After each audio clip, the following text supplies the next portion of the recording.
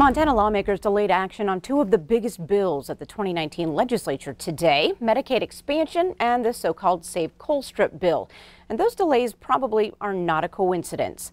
As MTN's chief political reporter Mike Dennison reports, these bills are becoming part of final negotiations on how to wrap up the session.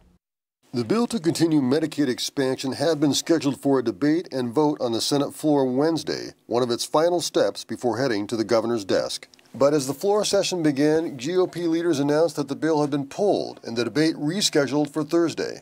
In the House, a committee also had planned to vote Wednesday afternoon on the Colstrip bill, but that action has been delayed until Friday. GOP leaders and lawmakers cited many reasons for delaying the Medicaid vote, such as waiting for more amendments or for a new summary of the bill's finances. But Republican Senator Dwayne Ankney of Colstrip confirmed to reporters that another reason is concern over whether Governor Bullock, a Democrat, will accept the Colstrip bill, which has been strongly criticized by many Democrats. The Colstrip measure, Senate Bill 331, is meant to encourage Northwestern Energy to buy more of the Colstrip 4 power plant and prolong the plant's life. It does so by guaranteeing that Northwestern can collect up to $75 million from ratepayers over the next 10 years for capital expense at the plant. MTN News asked Bullock Wednesday whether he could support the bill in its current form.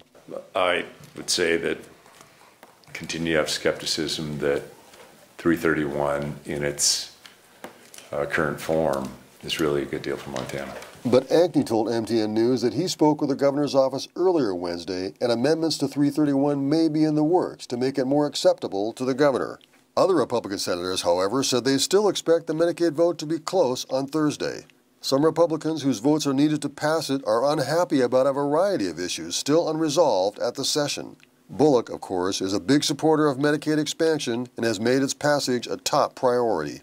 The $700 million a year program provides health coverage to 95,000 low-income Montanans.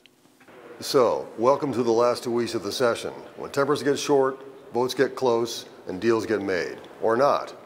But whatever happens, I think we'll be talking about both of these bills until the bitter end.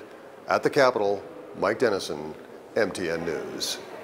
Thanks, Mike. Now, lawmakers also need to pass a state budget and wrap up some other major items as well before the final scheduled day of May 1st.